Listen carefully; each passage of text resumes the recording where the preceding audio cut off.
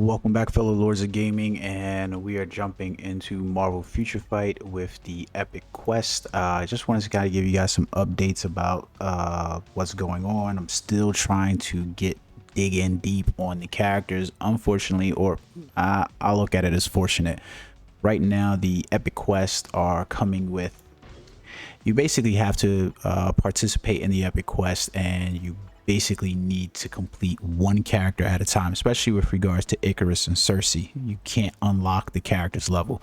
Now, you can speed through leveling up Makari in order to get her to her awakened state by just, going outside the box means of this and leveling up. And you can probably do the same for Icarus and Cersei as well, but that kind of defeats the purpose, and you'll probably lose out on some resources and things like that.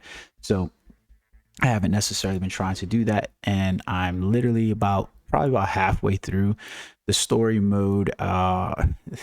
You can complete these stories in about a day or so, except for Makari. That's just not going to be possible. But overall, I think that you're kind of locked in a little bit in terms of completing those.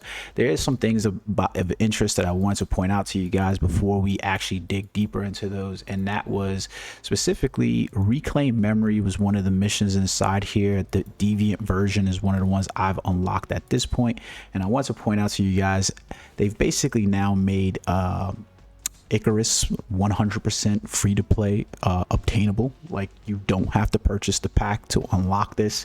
The Makari pack, basically, once you start playing the Epic Quest, it's going to take you probably a little bit of time to unlock the character and get bios for him, but you basically don't need to rush the character's development. You can get dimension shift rewards 3 times per day, and something that might fly underneath the radar. Not a lot of people are going to need Black Panther bios, but right now there's a double chance up on getting his bios from this event. Biometrics are good to have anyways. I really like that they add there to those. On top of that, the story mode that they did unlock for you purchasing the pack, which was Heroes United, if you purchased Makari storyline, you can get the chance of these artifacts dropping inside here, like the 3-star ones for the Eternals and your normal ones as well. This also comes with Makari bios, and then you have the ability to pick up dimension shifter rewards as well. Icarus seems to come more than Cersei in here, which I'm not necessarily complaining about at all. That'll help accelerate me being able to level up Icarus's costume. I already have him at level 70 with gears to 25, so I'm still playing along the story, and I'll let you guys see some of that right now so that way you can jump into this. The story is a little bit expensive, so if you're not if you're a free-to-play player probably, or a new player, it's probably going to take you longer to complete some of these, because like getting 200 cosmic cube fragments and having 4 universal books, not to mention there's some cosmic cube fragment cost along with essence of dimension and Titan component packs up front as well that are really expensive, and then just using the Titan component packs and essence dimension inside leveling up his gears alone is expensive as well. So while there are going to be veteran players and whales who are capable of probably getting this completed in a day, I don't think that's going to be the standing truth for all players or the majority of players. This is probably going to take you a while to do. The question is whether Icarus is going to represent a whether or not he's going to be something that you want to go to automatically. So I'm not going to lie to you guys. If you want to check out Beast Mode Gaming's, I'd prefer you come back and view my videos later on, as I do a more in-depth video on these breakdown on these characters when I do release it. But judging from the content right now, Icarus isn't quite living up to the potential. Yeah, like I said, his uniform, even when I saw it, it looked like a nerf to the character more than it did a bonus to the character, and that's kind of panning out right now. He's definitely a PvP specific character, so you might want to go with Cersei first instead of building up Icarus. And if you already plan on putting down the money, I think Makari is probably going to be the one character you want to have. But Wolf, I'm going to finish through here with Icarus, because I like the character, and to have him at tier 3 anyways. Like I said, for me, one of the approaches that I have taken for building characters inside of Marvel Future Fight is that I don't build characters that I don't necessarily like, because if I don't like them, I find I don't tend to play with them regardless of whether they're meta or not. I just find I don't tend to play those characters. I'll skip this story so that way you guys don't see it. I don't really care about it either. So it's like one of those things, you know, like it's interesting. I like the character overall, and I like the way he feels when he plays, and he's really fun to watch when the game's auto playing and running through missions. So I'll probably end up using him anyways just for that. Now, as you play through the story, it's going to come up with a few of these type of requirements in here. Basically, you know, participate in battle, squad battle, participate in dimension mission, participate in timeline battle. And those are the accomplishments that you're looking to complete, or the requirements you're looking to complete for each stage. Completing the squad battle here is basically going to get him to level 68.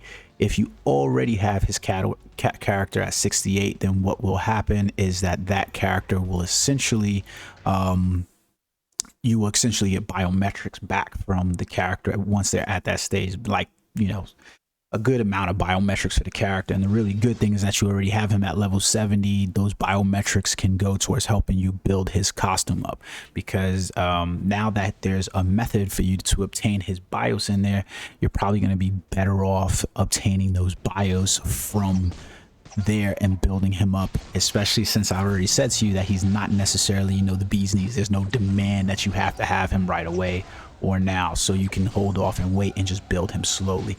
And I think that's the best approach for any of these characters. Trust me, if you're not, there's other characters that you're going to be using, and there are other characters that are probably better for you to build than building Icarus or Circe. Well, I don't know, from everything that I've seen so far, Circe and Makari are looking like they're pretty much gods. So but still, take your time and build them. If you even looked at my team roster, you'll see that I don't have like a shit ton of characters like built like a lot of veteran players, because I don't just invest resources that way. I end up stockpiling a lot of resources simply because I only build the characters and buy the uniforms for characters that I typically like. So if it's like, you know, if they release Molecule Man, I'm not going to purchase the uniform for Molecule Man because they've got him there at T3. I don't play as that character, and he's not game defining in any way. Luckily enough, you know, it does present a problem, because I do love a lot of MCU characters, especially villains. I get really amped when they release villains, especially ones I like and know. So they've been on a villain tear a little bit lately, especially seeing as most of their villains that they've released, Mephisto, you know, Null, freaking hell, the whole Black Order. Man, it's been an expensive year for me in terms of, you know, resources and leveling characters up, but somehow I still managed to be above the CCF count from how I play daily, so I'm pretty happy about that. One of the things that was really difficult for me to get into was that I still don't have a lot of Titan component packs or Essence of Dimension, so it kind of makes it a little bit difficult right now leveling some characters up, but it is what it is. Now, the really cool thing is that there was a Marvel Future Revolution video released tonight. Check out my previous video, a video for that one, where basically they showed the Eternals in that game. The Eternals are going to be releasing inside Marvel Future Revolution as companion characters, so they're not playable characters. Danny Koo had a discussion with the community on the Marvel Future Revolution Discord about how we might expect to see those. Null pretty much led the Kraken Null, if you know him from Marvel Future Revolution, pretty much led the conversation with him, and it looks like we're pretty much getting like a Final Fantasy VIII kind of companion system that's going to be in there. Your character's going to have one active stat, one, you know, passive stat, and, you know, you'll basically be able to level up, have 4 of those characters with you, and the Eternals are probably going to be the first one. So in the video trailer, we basically got to see Gilgamesh and Thena, which clearly is clearly an indication of what we're probably going to get inside Marvel Future Fight for the next Eternals update. I really am hoping that we end up with all of the Eternals in the game, and not just 6, or, you know, so I feel like all of them deserve their appropriate screen time inside here. So we'll see. finishing up this squad battle here, which will allow me to progress on to another level. Don't worry, I won't keep you guys long for all of this stuff. Just wanted to show you how that level is progressing, and that way I can give you guys, let you know that, you know, content is coming for these characters. And I know I still need to create content for the Hyperion. I'm actually having a lot of fun playing as Captain America Enter the Phoenix uniform. It's been a lot of fun. Hyperion is one of my characters that I'm using as well, even though I haven't really touched Wolverine so much, so unfortunately, but it is what it is. I'll get around to it. They didn't have any events inside the game going on currently, but they did have some stuff released for the patch. They've got a server patch that's getting released to fix some issues with the Makari's quest and also Makari's cooldown reduction. So luckily, most things that, you know, seem to be working inside here. I think a lot of players are wondering if there's something wrong with Icarus, because just he doesn't seem any more powerful than any of the other characters released in his method. Like Sentry, he doesn't seem to be on par with Sentry at all. Star-Lord, like, I mean, he's a PvE related character, but Star-Lord is one of those characters that we also got leveled up to T3 through the Epic Quest system. And I don't know, I guess, like, I think people had higher hopes for Icarus. So I'm hoping that maybe they look at this and they can see that they kind of nerfed him by, you know, giving him his cooldown reduction, because he's not looking stellar. Check out Beast Mode Gaming's videos on it and you'll see what I'm saying. Like, he basically took Icarus through the paces inside and it's a little bit of a toss-up, because he looks good if you are manually playing the character, but he doesn't look good when he's auto playing. And unfortunately or fortunately, depending on how you look at it, you know, characters for PvP are based, you know, judged largely by their ability to be auto played, because a lot of people don't like spending the time, you know, engaged in timeline battle. They rather get the wins. Like, you know, like I think Beast Mode said it best inside one of his videos. He was like, so you see, I got 275 bios from having him at 68. I think Beast Mode said it best inside one of his videos, his video on Icarus. He was like, why would I use you if I could easily equip, you know, if I could equip, you know, Sentry over you? What reason do I have to, you know, do that with your character? Like, I don't really have much reason at that point. Like, if there's another character that's going to do it better than you and I can auto play that character through the missions, I probably am going to choose that character. I'm not going to choose you if you require me to manually play you. If I can guarantee that I'm going to get the 10 wins, basically, right? And those 10 wins are going to come through autoplay using, you know, Sentry, then I'd rather do that. So he's not beating out Dr. Doom, he's not beating out Sentry, then, you know, and I gotta manually play him. His value kind of decreases a little bit there. Will he beat, you know, other characters? And there's a question. So it's like there. But you can basically see from here how simple most of this is. Like, it doesn't really require a lot, which is kind of cool, you know. Like, I don't have necessarily a problem. Did that say 5 times? I think it did say 5 times. That sucks. Yeah. So they want me upgrade comic cards 5 times. Jesus Christ. Easiest way to probably get around this right here is to go to the crafting shop, and you can go to upgrade items, comic cards. And if you have enough of either one of these resources, it's easy to just go in here and produce these. I hate that they took away the speed up, the skip function from inside here, but this would be a good way for you to get it. Otherwise, you could go, I'll show you another way to speed that up, would be to come inside here and go to Dimension Missions, and then go to Support Shop and go right over here to upgrade items. And we have comic card chests right here. So this is probably going to be one of the cheaper ways of doing it, and probably a little bit quicker way. So we'll purchase a couple of these, and that should get us to 5. I have more than enough rank up points for that. So let's go now back to the cards, and we can upgrade. Yep, there we go. We definitely have more than enough, so we'll upgrade. That's one. 2. So we had 3, and this should be 4 and 5.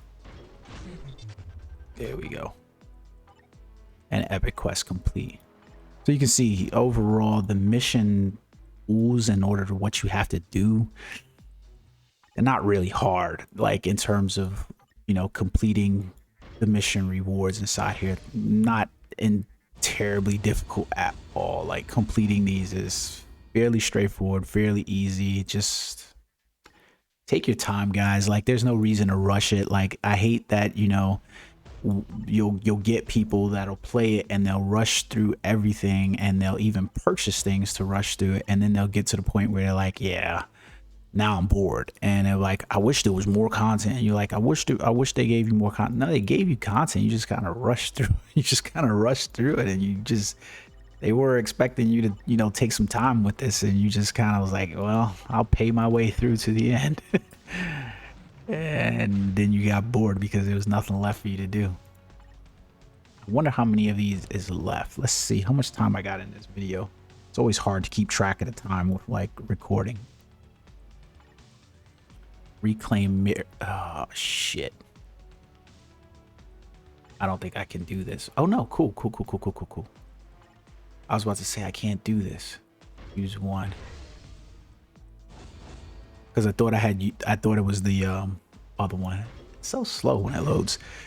So like overall, I think I've been having a lot of fun with the new modes. I think epic quests always add another layer for the game. Now it's definitely going to add, you know, that is definitely going to add a lot more to your daily routine for things that you need energy for. But you know, oh shit. All right, well, this is probably where we jump off here, because I do not have any timeline battles anymore, let alone probably going to secure myself 10 wins in one playthrough. So I'm not going to rush it. Like this is one of those points where you get to, like, there's one in here where they want you to participate timeline battle 5 times, and then they want you to participate timeline battle 10 times, and now they want you to win timeline battle 10 times. So as a free-to-play player, you'd basically be looking at having 5, and then the next day you would be looking at having to either use crystals in order to, you know, do another 5 battles just to participate in 10 wins, which is probably, but if you're a free-to-play player, you're basically looking down